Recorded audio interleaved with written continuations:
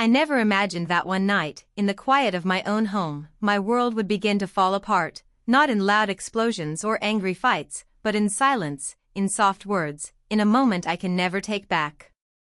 It all started on a rainy Tuesday evening, the kind that makes the house feel colder than usual, no matter how high the heat is turned up. I had just come back from a tense argument with my husband, David. We had been growing distant for months, and though I kept trying to hold on, it felt like I was the only one fighting for our marriage. That night, something in me broke. I locked myself in the guest room, away from the shouting, and cried quietly into a pillow, trying not to be heard. I thought I was alone. I thought no one could hear me falling apart inside that room. But then, there was a gentle knock at the door. I wiped my face and tried to stay quiet, hoping whoever it was would go away.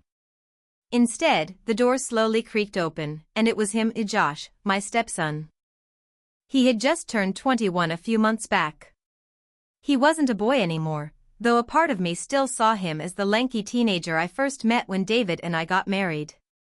But that night, standing in the doorway with concern in his eyes, he looked so different, older, serious, and quietly present. He asked if I was okay, and I nodded, not trusting my voice. I expected him to leave, but instead, he stepped in and sat at the edge of the bed. There was something comforting about having someone sit beside me without judgment, without saying too much. I felt safe for the first time in a while. He didn't pry, didn't ask me to explain. He just sat there, and in that moment, that meant everything.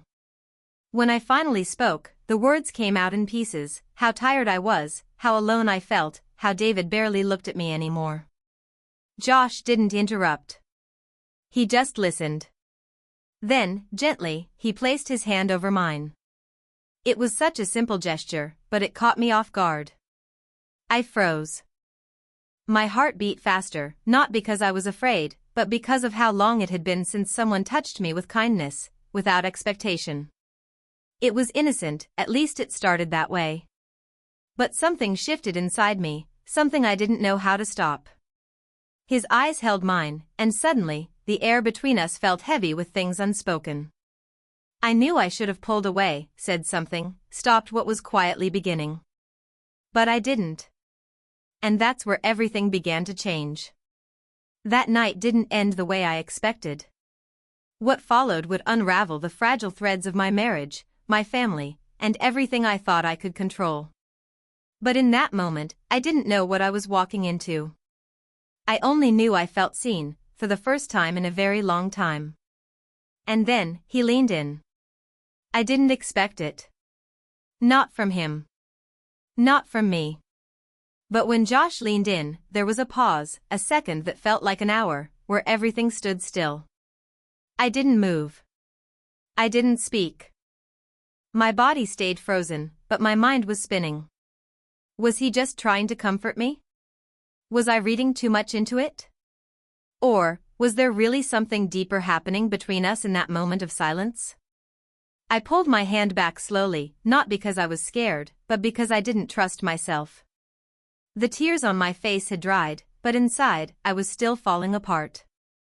And yet, something about his presence made the pain feel quieter, like he was holding the broken pieces together without even realizing it. Josh stood up then, cleared his throat, and looked down at the floor like he suddenly remembered who we were. He apologized, not for anything in particular, just a soft, awkward sorry that seemed to carry more weight than it should have. Then he left the room, and I sat there alone again, but not the same. Something had shifted. I told myself it was nothing, that we were just caught in a strange moment. But a part of me kept replaying it over and over in my head, wondering if I had imagined the electricity in the air, or if it had been real. The next few days felt tense. David barely spoke to me, which wasn't new. He had been distant for months, late nights at work, short answers at dinner, eyes always on his phone. I used to think it was just stress. But over time, I started to feel invisible in my own home. Josh, on the other hand, had always been polite but kept his distance until recently. Lately, I noticed how he lingered around more, asking if I needed help with anything, offering to pick up groceries or fix things around the house. It all seemed harmless, until that night. Now, every glance, every word, every accidental brush of his hand felt loaded with unspoken things. I didn't want to admit it, but I looked forward to seeing him more than I should have.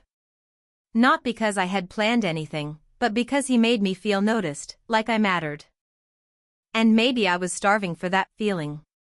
I kept trying to convince myself it would pass, that nothing would come of it. But the guilt was already creeping in, and the lines between right and wrong were starting to blur.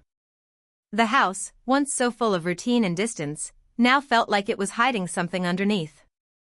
And deep down, I knew this wasn't the end of it, just the beginning. It was the small things that started to drive me crazy.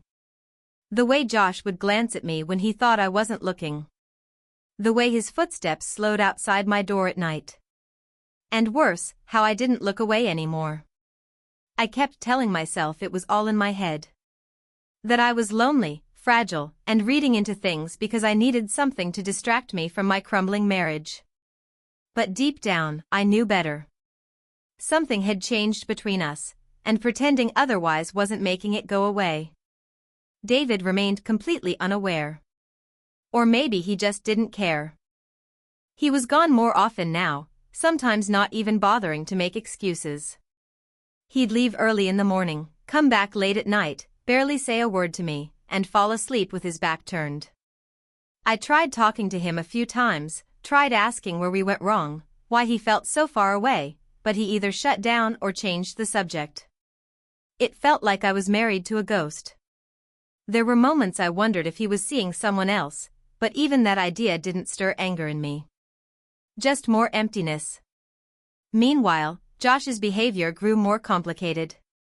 He started cooking dinner once or twice a week, sitting with me while I watched shows alone in the living room.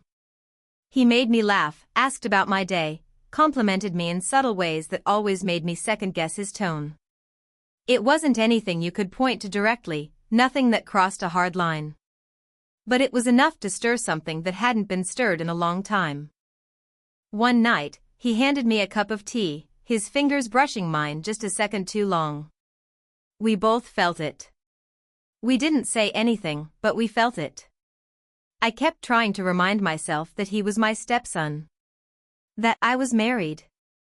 That this entire situation wasn't just messy, it was dangerous.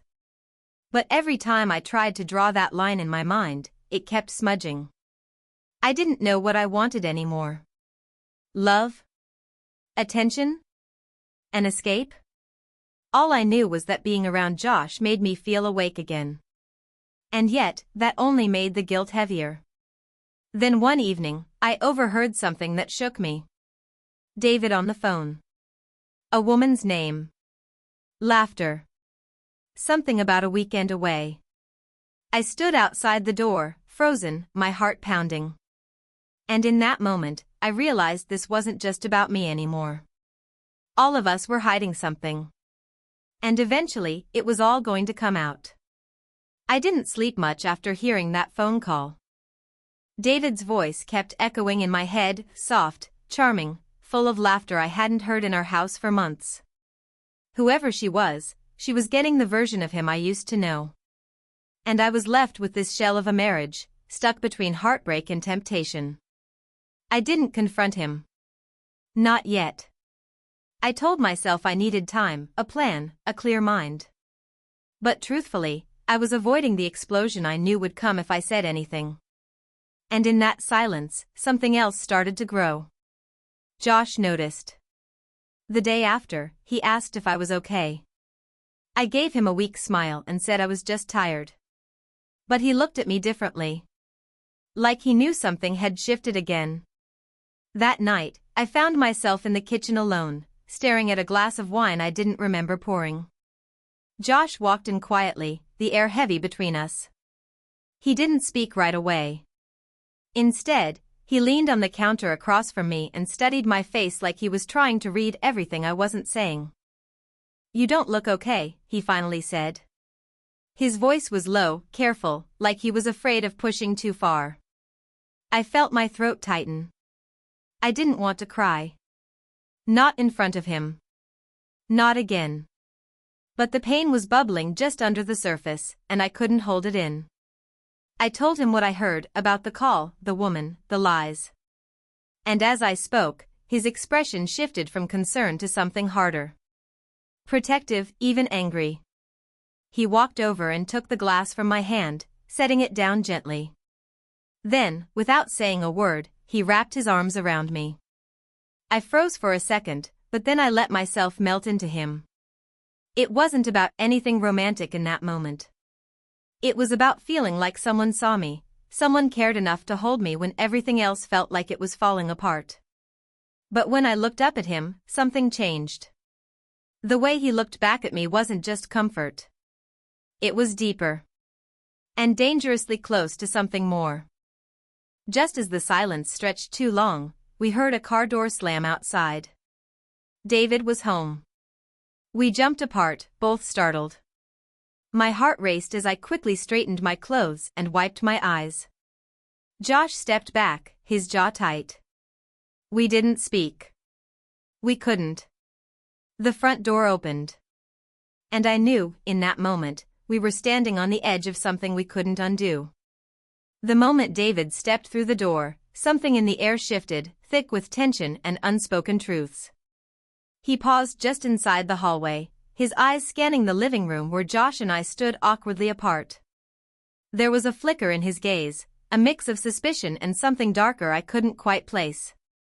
I felt my heart hammering against my ribs, every second stretching like a tightrope between silence and disaster. David didn't say a word at first. Instead, he glanced at the half-empty glass on the kitchen counter and then back at us. Josh gave me a brief look, almost like a warning, and quietly slipped out of the room, his footsteps muffled on the carpet. I wanted to reach out to him, to stop him from walking away, but my feet felt stuck, like I was caught in a slow-motion nightmare. "Where have you been?" David finally asked, his voice low but sharp. I swallowed hard. The lie felt heavy on my tongue, but I couldn't admit I'd been crying alone in the guest room, or that Josh had been the only comfort I had that night. "Just needed some time," I murmured. He narrowed his eyes, clearly not satisfied, but said nothing more. Days passed like this, with an invisible line drawn between all of us, David retreating further into himself, Josh acting distant yet oddly protective, and me, caught in the middle, feeling more isolated than ever. But the real shock came when I found a message on my phone, one that wasn't meant for me. It was from Josh, sent accidentally, maybe. The words hit me like a punch, "We can't keep doing this. It's dangerous for all of us." My hands trembled as I reread the message. What was he talking about? What had started as small moments of comfort was now something neither of us could ignore. I felt panic rise in me, but also a strange pull, a desire to know what was really happening beneath the surface. I confronted Josh that evening, but he avoided my questions, his eyes dark and unreadable. "I don't want to lose you," he finally said, almost too quietly. Meanwhile, David was acting stranger too. One night, I overheard him talking on the phone again, but this time the tone was urgent, tense. He mentioned someone named Lisa, the woman from before, but his voice wasn't playful or happy anymore. It was filled with worry, fear even. The pieces were falling into place, but the picture that formed was darker and more complicated than I imagined. The house, once a place of refuge, felt like a pressure cooker ready to explode. Every glance, every word, carried weight. I realized none of us were as innocent as we pretended. Secrets were buried beneath the surface, threatening to shatter everything. Then came the night that changed everything. I was sitting alone when Josh came back, this time not knocking, just entering quietly. There was urgency in his eyes. "We need to talk," he said. His voice trembled, and I knew whatever he was about to say would change our lives forever. I didn't know it yet, but the truth was about to unravel in ways I never expected. And in that moment, I understood how fragile everything really was. Josh's words hung heavy in the air. "We need to talk." His eyes searched mine, filled with a mixture of guilt and desperation I couldn't ignore. I nodded silently, leading him to the couch, heart pounding, unsure what storm was about to break. He took a deep breath and finally said what had been buried beneath months of tension and silence. I care about you, more than I should. But it's not just that. There's something you don't know about David, something dangerous. I blinked, caught off guard. What do you mean? Josh hesitated, then pulled out his phone, showing me messages and photos I never expected to see. David wasn't just having an affair, he was involved with someone who wasn't just a stranger. Lisa wasn't just a lover, she was connected to things that could ruin us all. There were hints of secret meetings, late-night calls to unknown numbers, and financial transactions that didn't add up. Josh's voice dropped to a whisper. David's in trouble. He's mixed up with people who could destroy this family, and maybe worse. My mind reeled. The husband I thought I knew was living a double life darker than my fears. The betrayal wasn't just emotional, it was dangerous. I felt the walls close in, the safe world I had imagined collapsing. Before I could respond, the front door slammed open. David stood there, tense and wild-eyed. Josh, get out. Now. His voice was sharp, cold. Josh stood up slowly. I'm not going anywhere until you explain this, he said, holding up the phone. David's face twisted in anger and desperation. You don't understand what's at stake. I understand enough, Josh said, stepping between David and me. I'm trying to protect her. Protect all of us. David's eyes flickered with something unreadable, then he backed away. You've crossed a line, he muttered, slamming the door behind him. The house felt colder than ever. I looked at Josh, realizing that in this tangled web, the person I had been scared of might be the only one trying to save us. But then, as the silence settled, my phone buzzed with a new message. It was from David. A simple text, meet me at the old pier. Tonight. Alone. Fear and curiosity warred inside me. I hesitated, then decided I had to face this head-on. When I arrived, the night was thick with fog, the water lapping softly below. David was waiting, his expression unreadable. I never wanted you caught in this, he said quietly. Lisa isn't just someone I'm involved with, she's dangerous. She's threatening everything I love, including you and Josh. He pulled out an envelope, heavy with documents. I was trying to protect you by handling this alone. But I realize now I failed. I took the papers, scanning them. Evidence of blackmail, threats, and plans to tear the family apart. I looked up at him, stunned. Why didn't you tell me? I asked. David swallowed hard. I was ashamed. Afraid. But it's time to be honest. Just as I was about to respond, a shadow moved behind him. A figure stepped forward, Lisa herself. Calm, cold, smiling. So this is where the family gathers, she said softly. Funny how secrets always come to light. My heart stopped. The danger was closer than I thought. And now, nothing would ever be the same. The tension in the foggy night was almost unbearable as Lisa stepped forward, her cold smile sending a chill down my spine. David's hand trembled as he reached for mine, grounding me in the chaos. She's dangerous, he whispered, eyes locked on Lisa. But together, we can end this. For a moment, I felt paralyzed, unsure who to trust or what to do next. But then Josh appeared from behind me, steady and strong, ready to stand by our side. In that moment, it became clear, no matter how broken our family felt, we needed to face this threat together. We confronted Lisa calmly but firmly, refusing to back down. The evidence David had gathered was enough to expose her schemes, and with Josh's support, we reported everything to the authorities. It wasn't easy. The road ahead promised challenges, but for the first time in months, I felt a flicker of hope. In the days that followed, David, Josh, and I began to rebuild what had been torn apart. Our marriage was far from perfect, but honesty started to replace the silence. Josh's role in all this complicated things, but it also forced us to communicate and set boundaries, reminding me that family isn't always simple, but it can be healing if we're willing to try. I learned that pain and betrayal can hide under even the quietest moments, and sometimes, the people we fear most might be the ones trying to protect us. The experience forced me to confront difficult truths about love, loyalty, and forgiveness, lessons that reshaped how I saw my life and those around me. Looking back, I realized that crisis revealed parts of us we didn't know existed, the strength to fight, the courage to forgive, and the need for connection when everything feels lost. My story isn't about perfect endings or easy choices, it's about surviving the messiness of life and finding light in unexpected places. If there's one thing I want you to take away from this story, it's that silence can hide storms, and sometimes, the hardest thing is to face what's real. But facing it can also be the first step toward healing.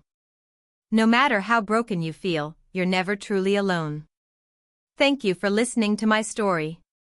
If it resonated with you, don't forget to like, share, and subscribe for more real stories that dive deep into the complexities of life, love, and family. 26.